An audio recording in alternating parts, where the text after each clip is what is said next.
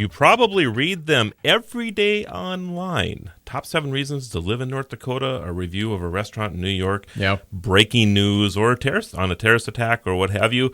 Blogs have become the way we consume news, learn about a new craft, or find out about our favorite celebrities. The founder of Rhubarb and Venison, Beth Schatz-Kaler, will join us in studio to talk about the world of blogging. Later in the show, Miss Metaverse Katie Aquino will continue the discussion as well as chat about social media apps. At the control panel, Mr. Producer Extraordinaire, hey, Jim Walsh. How you doing, man?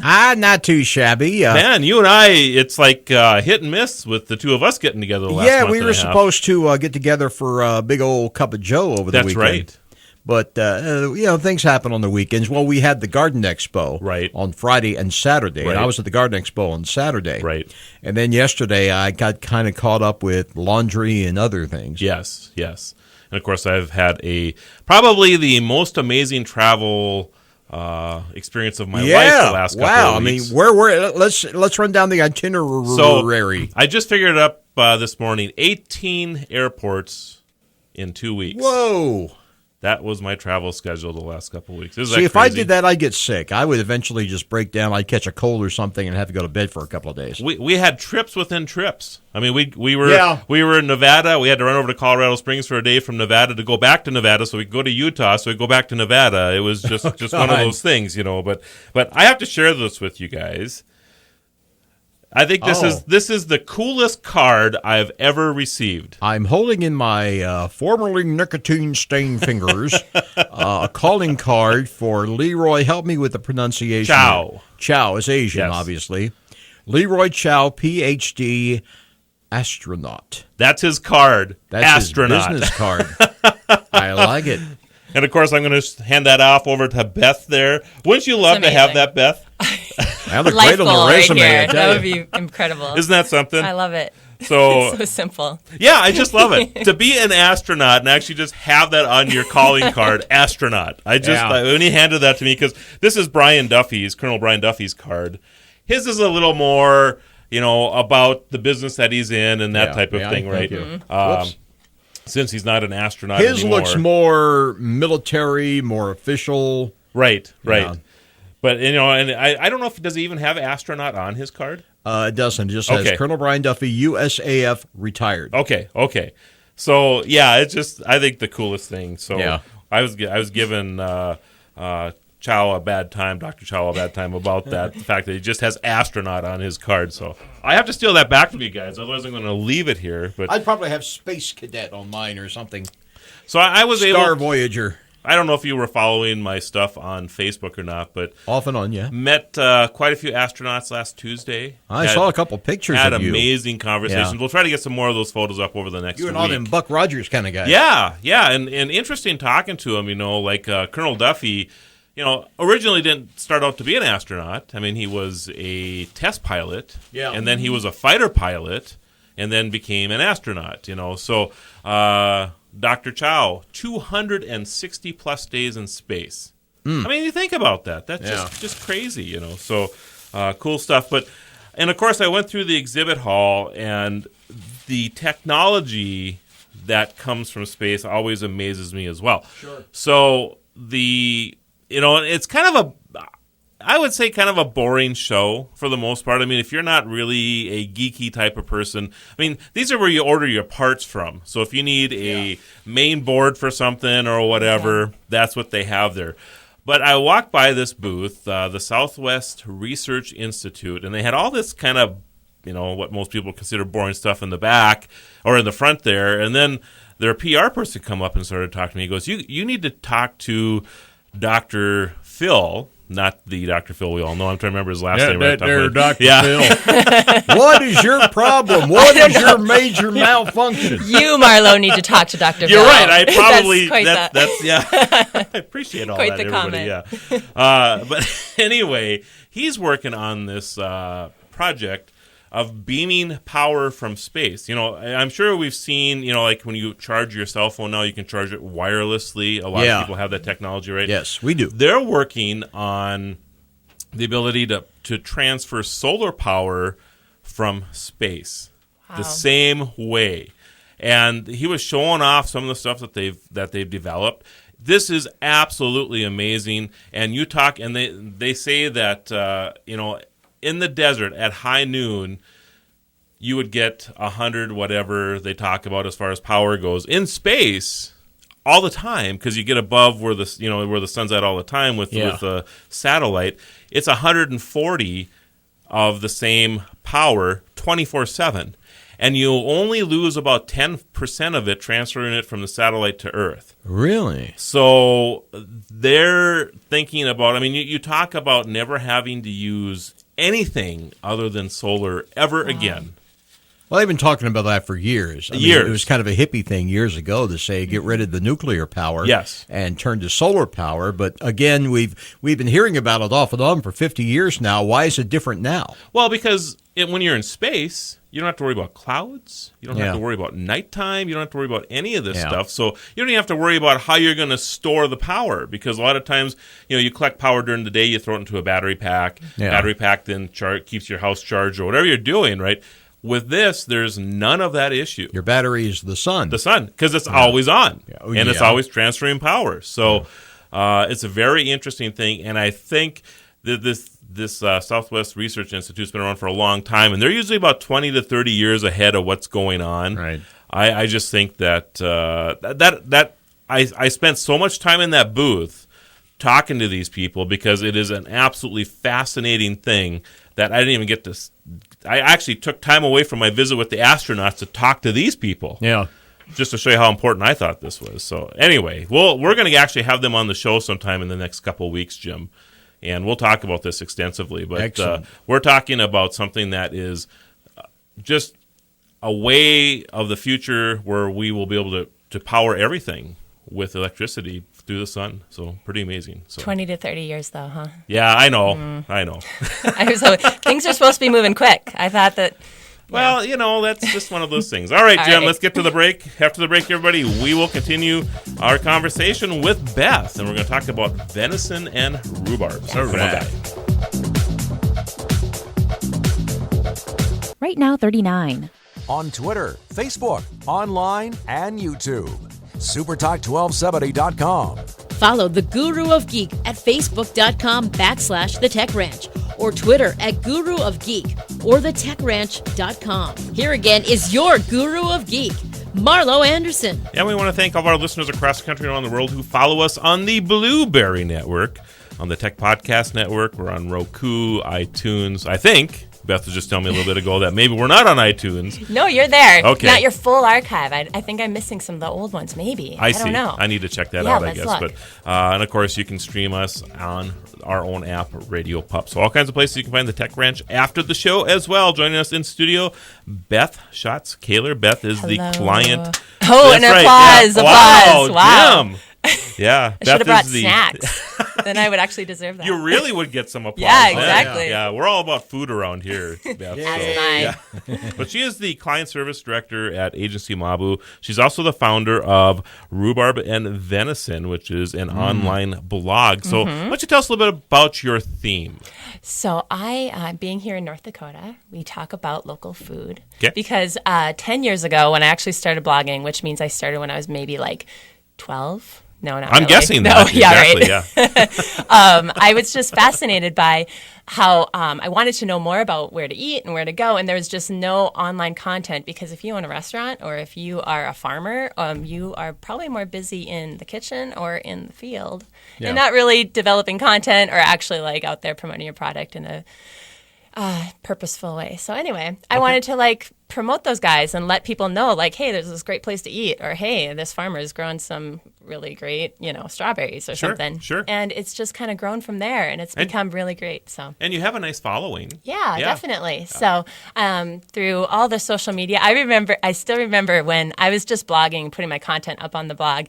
And one day one of my friends came out, she's like, you know what, you should think about, creating a Facebook page for that. I'm like, a Facebook page? What? And she said, no, really, and I just was using it personally. She's like, you should just you can put that in and you'll be able to get people to follow it who aren't even your friends. Sure. And so, I'm a late adapter, so this will be a really fun conversation. Yeah, and I think a lot of people kind of stumble into that a little bit. I am not a big social media person either. I'm there because I have to be for work, and I guess I use it a little bit now to keep people informed with what the things that I'm doing. But that's the reason I use it, right? Right. Well, this was years and years ago, like when it was still. And ever since then, I'm definitely a big fan of Twitter and Instagram. Or I'm actually like less on Facebook because of all those algorithms and how they're just. It's fun for personal, but when you're using it trying to push out content or something as a blogger, they just seem to not be as excited about your content. Sure.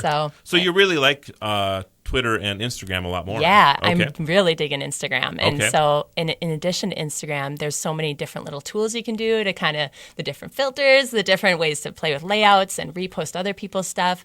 I think it's been really fun. And being in food, it's such a visual medium. I mean, I know from experience that if you post just like steak and green beans versus like that crazy, gorgeous chocolate cake, like that's food porn. Like people love the sweets. They love, and so it's something highly visual. Everyone just wants to like either like it or click it or whatever, and food's totally natural for that. And I've noticed, so my wife, as we travel, she is a shrimpaholic. Ooh, she loves really? shrimp, So she started posting, just to give you an idea about what goes on with social media and how people can build followings, right? Yeah. She starts posting these photos of the shrimp things that she does. I am not a shrimp lover, so I don't get this. But she posts the stuff, and now people expect it. When we're traveling, it's like if she doesn't post something about shrimp during the day, and now I'm so going to find her and start following her. That sounds fabulous.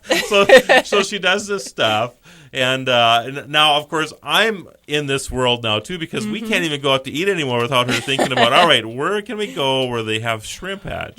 So it is interesting. And I am that kind of embarrassing person who is like, okay, wait, I just want to take a picture of this first. You just want to eat. Right. And your wife's like, no, wait, we have to take a picture. And she's laying out all the dishes on there or whatever, We were at the donut bar in Las Vegas a couple days ago, and a brand new place down there. They make these huge donuts. They have a Homer donut, as a matter of fact, from The Simpsons. You didn't bring me one. I'm sorry. Yeah. Okay, that's fine. Go look at the pictures. I will. It's just as good, right? Yep. But same thing. I mean, we're just in there, and she's just laying out all this stuff so that she can take a photo of it and post it up there. So I get where you're coming from with this. Of course, my love is technology. I know, looking at me, you'd think I eat a lot of food, and I do, but I would rather be, doing gadgets and things like that. So that's what I write about. Right. But that's the thing about blogging, isn't it? Is that you can find the passion you like and start writing about it, start videoing. So do you do any video as well?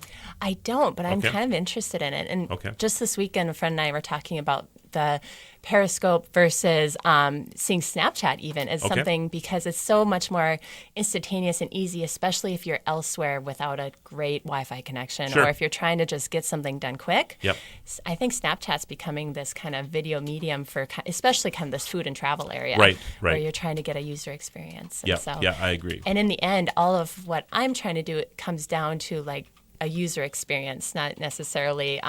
I take a pretty picture of this great place in downtown Fargo because I want people to know about them so they go and support it. I want people to go to all these small local businesses who are working so hard and doing these really great things, but aren't necessarily, don't have like the ad dollars like maybe an Olive Garden or something like that. Right. Because they're so unique and they're just this creative expression, and they're doing such great things.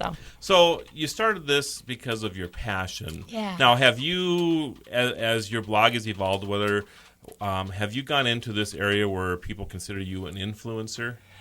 I think some people might, yes. And it's because I don't know if in our community necessarily there's a lot of people doing this, and it's such a micro thing that I'm doing. It's such a specific thing, and the people who love it. And I know a lot of people just get annoyed by food pictures and things, which is why I have a separate Facebook page for this. Otherwise, I'd probably lose half my relatives and friends, but that's fine. Yeah. But I think it's interesting when it's evolved into me personally creating user experiences. So just about 3 or 4 years ago, we had our first farm dinner. So all my followers, I'm like, wouldn't it be fun if we just went out on the farm, got a lot of like produce together and just cooked it up and had a party. And they were into it. And so I only promoted that through my Facebook to my blog followers. Okay. It sold out instantaneously. I went through Eventbrite to just sell the tickets. Yep. And we just had a blast, and the food was all super fresh. I'm not necessarily a chef. I'm just a cook who can like get it all together. And we did that for the past 3 years. And then just this past summer, I wanted to get more people to go to a farmer's market. I want people to go buy their cabbage and all of their stuff. But they didn't have enough. They had great vendors, but they didn't have any ready to eat. And people wanted like that full experience where you also, in addition to buying the produce, you have a ready-to-eat option. Okay. And so I just ended up launching a food truck. And so the big waffle truck came to be, and and we just, I got this food truck together. We launched it last July, and it was a hit. And it like totally increased the traffic to these vendors, and they're loving seeing these new faces come about. People love the truck, but meanwhile, while they have to wait for their waffle, you just go, why don't you, it's going to be about 10 minutes, Marlo. You just go wander around. We'll yell your name when it's ready. You come on back. And it's like been the best. It's just been so fun. And I can't wait to do it again this summer. So this is kind of how you've turned your blog. You've monetized your blog by doing these event type of things and the food truck and whatever. So you don't have any advertising or anything on your website right now? Not at all. Okay. No. Okay. And I try to keep it kind of, I guess I could, but I like keeping it kind of pure like that. Sure. And I think a lot of users kind of have a BS filter. I don't know. And they can tell, especially in the food world, like they can see that I'm being earnest about it and that it really is something I'm doing it just because I love it, not because I want to get a dollar for it. I think that's kind of the challenge you have, though. I mean, if you were to ever, and of course I have a blog like National Day Calendar. Kind of a big deal. Yeah. And that same thing, though, was kind of a passion. Yeah. Started off as a hobby that has turned and evolved into this huge deal. And we had to make that choice sooner or later to how do we monetize this, because we're having to start to hire people and everything else to keep up with it. Yeah. So that becomes a challenge. You've kind of gone a different route, though, which is very interesting, actually. And I find that encouraging, that you don't have to do just the advertising side of this to build a following, to figure out ways to monetize maybe what you're doing. So yeah, and I think just the fact that it's so the truck in particular has been such an interesting experiment for me. And so seeing that come about, because all I have for it right now is a Facebook page, which I work in marketing. I know that's pretty lame. Like, I need a website. It works for you. But it's working. And even myself, I'm moving away from Facebook. So I want to get at least like a good Twitter feed going but I'm always in the same place. It's always the same time and date. And so I'm pretty easy to find when I'm out. So it's that makes it easier. So let's talk a little bit about Twitter then, and how that integrates back to your blog. Yeah. So are you using Blogger, or are you using WordPress? I started on Blogger, and then I moved to WordPress. Okay. And so just for the greater capacities that offered. WordPress, it's interesting. Right now, I seem to kind of, all of my audiences and all the social areas, right now I'm on Facebook, Twitter, and Instagram. I haven't gotten the Snapchat. Are you Snapchatting? Not yet, no. No? Okay. I'm on the fence. I'm not sure about it. We'll be moving there. Are you? Yeah, okay. Yeah. And I kind of have such different audiences, and I kind of craft, instead of just going to Hootsuite and just doing that one post and just blasting it out for all the different mediums, I do kind of curate it a little bit. So my Twitter messages might be a little different. Some of them share, but I really find it interesting that the people on Twitter I've probably never even met, but we just like really adore each other. And I'm so digging like that guy who lives in a cabin in Wisconsin who just like eats food that he's grown himself. Okay. Like, and so we like tweet back and forth. I'm just like, that looks amazing, Instagram's so visual, and it kind of has a different, I think it's heavily female. So that's a lot more of the pretty stuff. And then Facebook is more kind of like local community, it seems like. So it's been interesting how they're all different. Yeah, and you're right. I mean, I look at our Twitter following too, and it is really a different beast over Facebook, and I'm sure totally Snapchat and we'll have to Snapchat. Yeah. Maybe we can, like, you could be our first Snapchatters. That'd be cool. We can Snapchat right now. Yeah, that'd be cool. Got to get that downloaded. All right, everybody, after the break, we will continue our conversation with Miss Metaverse joining in, so come on back. Right now, 39. Dave Ramsey is heard here. Super Talk 1270. We're back to the Tech Ranch. Stream this program now at supertalk1270.com.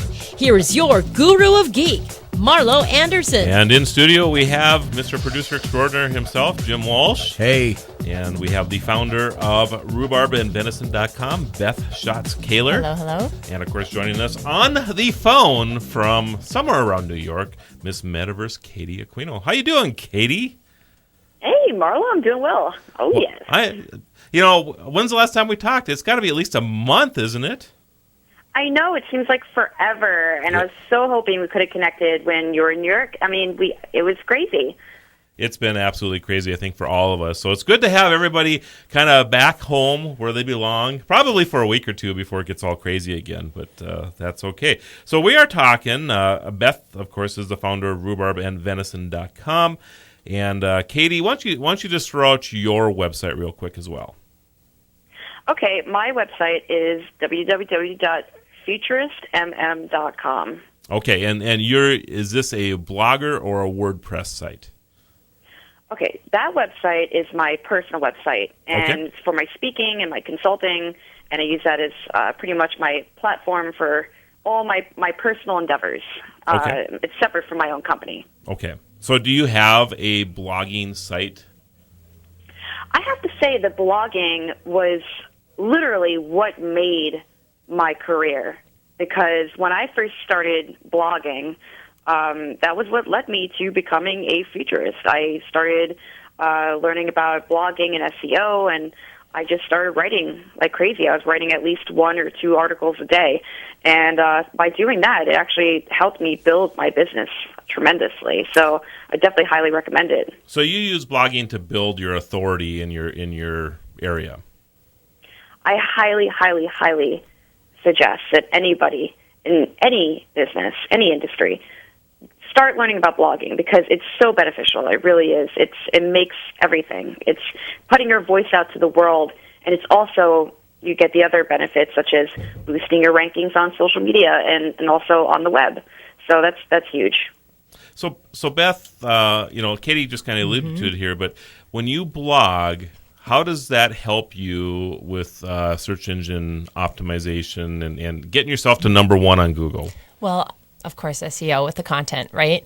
I think in addition to just building content, and especially if it's really specific to something, I think it's, for myself, building community and just putting yourself forward as kind of a content expert, if you will, or on your very, particular area of expertise. And when you throw in, such as in Katie's situation, when you throw in all the social media things and such, you're starting to build community and conversation around those things, and you become that expert. And I bet, Katie, you're probably doing some writing and talking, and you're on this show, as a content expert in this area. And so the possibilities just open up, and that's absolutely how it worked for me as well. So interesting. So, Katie, how does Google look at, and I guess I'm going to just throw a personal example out. I'll put something on my website or on a website and hope that it sometimes will find the top page, or so to speak, on Google. When I post something in a blog, it generally almost always finds the first page on Google. Have you had the same experience? It really depends on how you're going about doing it. The way that I do it, and I'll just share all of my secrets. Woohoo! I'm going to start writing right now. Everything. I mean, from the images to the content itself, and also using plugins as well. There's a formula to how you put your blogs up that helps you increase that visibility. So when you're talking about your images, you use an image and then do you alt tag them as well, or how do you do that? Absolutely. So this is what I do. When I upload an image, let's say through WordPress, you have that option. You'll see the alt text, and then you'll see description below. So everything should have keywords, your target keywords in there.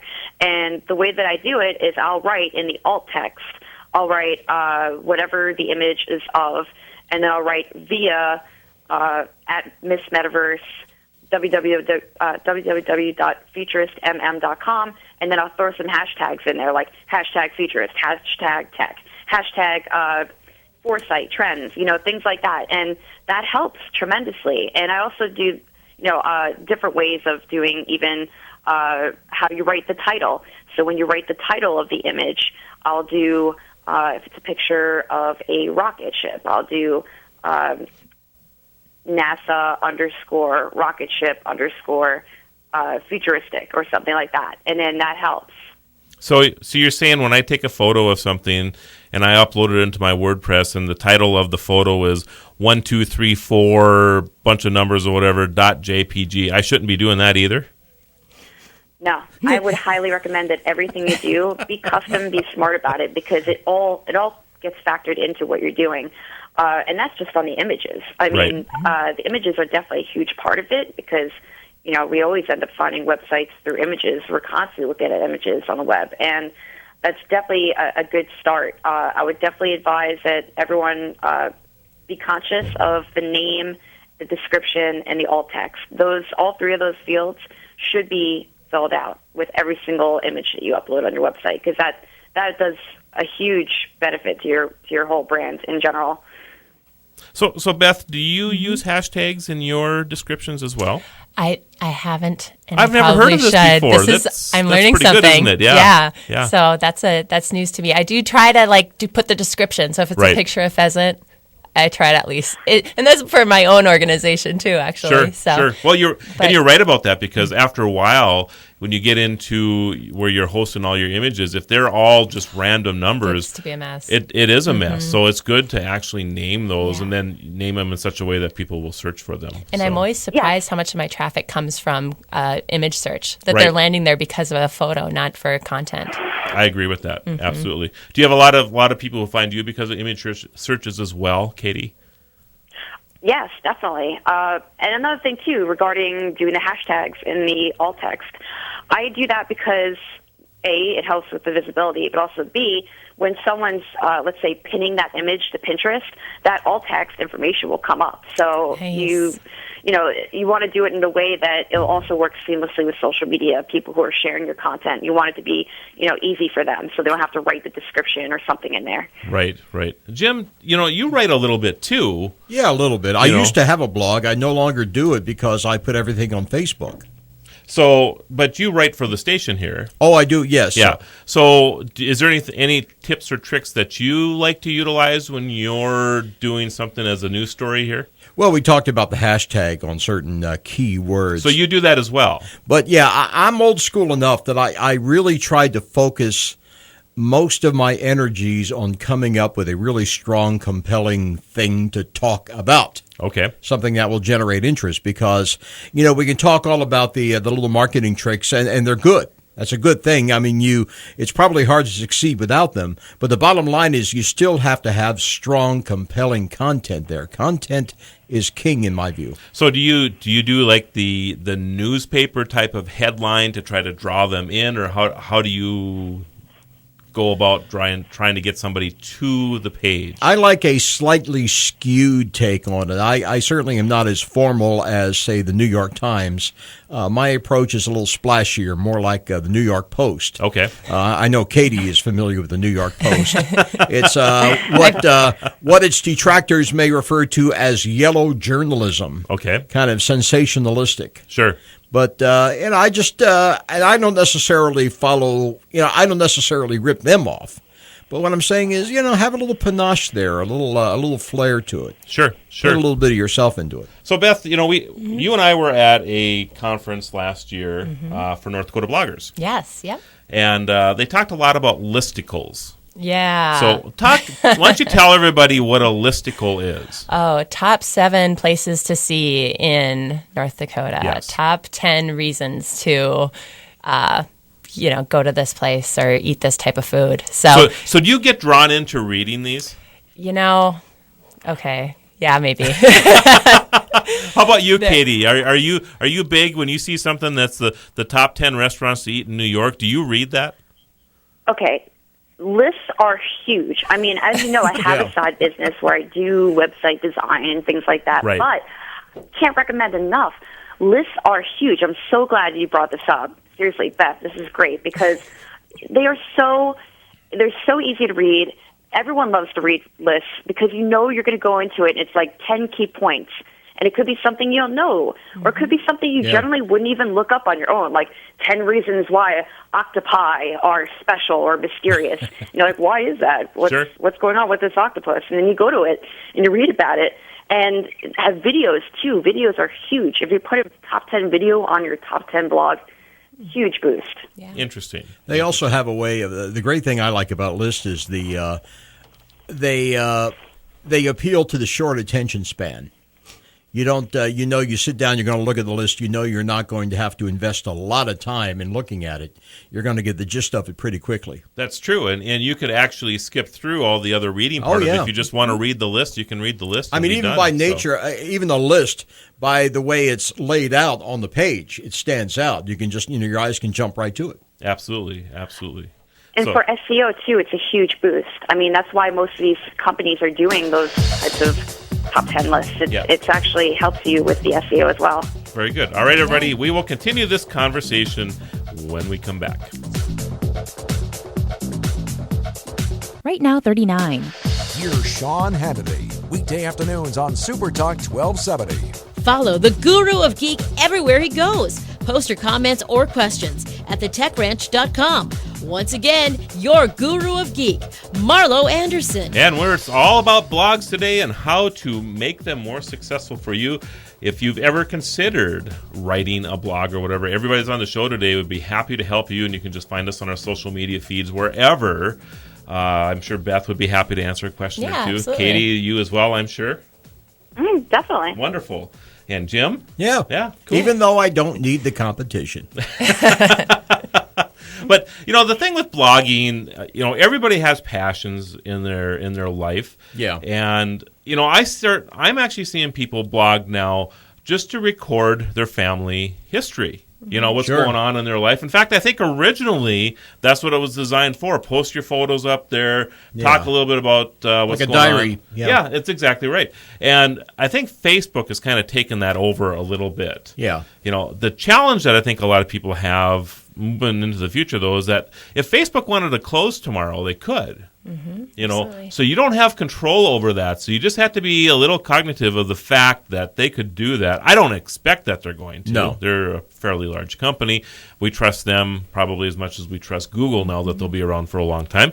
But that doesn't mean that something couldn't happen. So if you want to have control of your content, you should be storing it someplace, and a blog is a fantastic place for that. Yes, Joe? Well, the joke there about the competition, actually, with a blog, you can be totally unique. You can be totally yourself and, in effect, have no competition. That's true. That's exactly right. And I think that's why people have kind of, people like Beth and Katie have, built their authority, is because you can be the person you want to be on those sites and show the passions or the love that you have for things. So, Well, maybe we can touch on blogging from a business perspective, too. Yeah, that'd be great. Because really, when we're building, I work at a marketing agency, Agency Mabu here in town, and when we're building websites for businesses, I always think, if you have the time and energy to develop content about your product or your service and such, that's such awesome SEO, because it's going to, Google loves seeing new things appear. They do. And people aren't necessarily changing their offerings that often that they're going back to their website when they own a business. Right. But if they have a blog, that's going to help all of that stuff we're talking about, of SEO content, all of those Google images, all of that.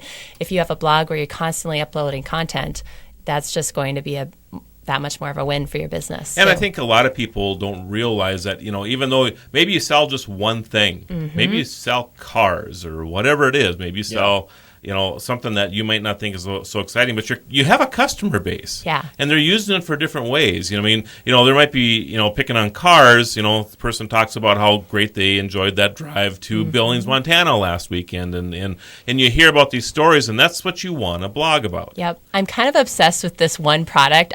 All they sell is a planner. It's called Passion Planner. Okay. And they just sell a $30 planner.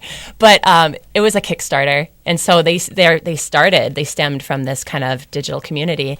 But they have such powerful, huge following in social media, because they're all about, like, what are your goals, your inspiration. Like, they have such great messaging behind it. And all they sell is a planner. Okay. But they have the blogs, they have the social followings, they have curated their image to such a tight space. Another one that I'm fascinated by is this brush company. It's a hairbrush. It's called Wet Brush. They have like hundreds of thousands of Instagram followers. Wow. Because it's a lifestyle thing. Yeah, And yeah. I'm just like blown away that it's a hairbrush, but they've like done this kind of digital media thing so tightly that people just want to engage in their product. Interesting. It's so weird. Interesting. Katie, any stories for us in this realm too? The only thing I have to say, like, I know that we're kind of coming up to the end of the show, but, you know, I think a really big thing that people need to realize is that you don't have to be some big company or an overnight success to get into blogging. I think that if you're, you know, if you own a plumbing company or if you own a deli, local mom and pop shops can hugely benefit from blogging in this SEO and everything we're talking about today, because the reality is not many people are doing it. And a lot of local stores, you know, they are running a business. They are physically in the store, and it's hard to find somebody who will take on the social media aspect and the blogging aspect the way that you would as a manager or an owner. So I think that there's a lot of benefits as a local business to start getting into blogging and start discovering how it really benefits you, because we do live in a digital age, and it's really important right now that people, no matter what business they're in, have a blog and really keep up with it and keep feeding it and reach out to the world. So, and I would like to add to that, I guess, that the number one thing a person could do to their website is add a blog. Yeah. Hands down. Yeah, I I mean, think so. Yeah. I just think that having that content going on there, just there's so many things that it benefits the interaction with your consumer, the ability to rank or boost your rankings on search engines. I mean, there's just so much that goes on because of it, so I'd highly recommend it. So, Katie, you know, Beth and I were talking on the break about some add-ons and things to Instagram. What do you use to enhance your social media? You know, are there apps or anything that you utilize? Well, regarding social media, I've been kind of back and forth. I had started with Hootsuite, and I do like Hootsuite. They recently added Instagram, so now I'm not sure if you had already discussed Hootsuite, because I just hopped on. We haven't, actually, so if you want to just elaborate on it a little bit. Sure. So Hootsuite, HOOTSUITE, is a great platform. It's about $19.99 a month. And that subscription allows you to connect multiple accounts. I don't know if there is a limit, but you can add all of your Twitter accounts, your Facebook pages, your personal Facebook page. Now there's LinkedIn, and there's also most new would be the Instagram edition. And it's great. It's a tool that allows you to manage all these social media accounts in one space. And I'd say that out of everything related to Hootsuite, my favorite of the whole thing is this little algorithm app that they have that's called Hootsuite Suggestions. And you could download it. I know you could download it in the Apple Store. I'm not sure about Android, but I'm sure they have it. And it's a great tool. If you have Hootsuite, you can use this extra app, Suggestions, and it's excellent. What you do is you type in 3 categories, what your 3 main focus topics are. And for me, it would be, let's say, robots, the future, and let's say drones.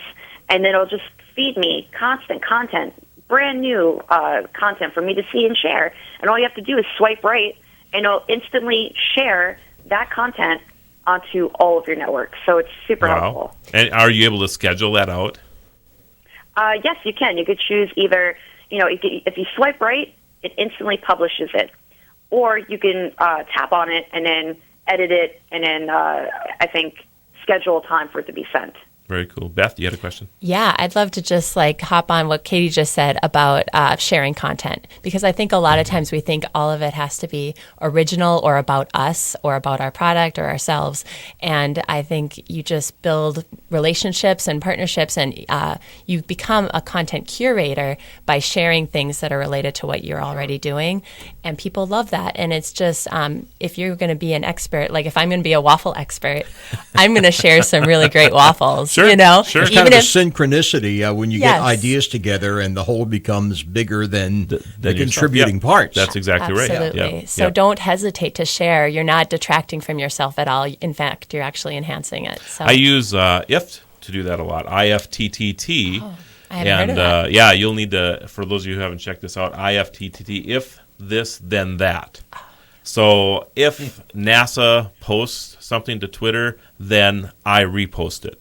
That's how it works, so you can develop these recipes to do that. So I use IFT a lot for those type of things. There are so many things you can do with IFT. I mean, I can turn my lights on at my house. I can have my, I won't get into all the things you can do with IFT right now. It's an amazing platform, so you have to check this out. It's great for merging different types of things together. So if you didn't have that ability with Hootsuite to go to Instagram, for example, you could write an IFT recipe to do that for you. So, all right, everybody, I think we are close. Beth, it's been a pleasure. Such a pleasure. Yeah, Yes, great to thanks have for you. inviting me. Great to have you on the show. Katie, a pleasure to have you on finally again. Yeah. Yes, thank you for having me back. So, and Jim, pleasure as always, too. Likewise, I'm sure. And again, anybody, if you have any questions on anything, you can go to thetechranch.com. We will be posting this show there. And anybody who was on the show today will be happy to help. So, and again, we'll see you again next week.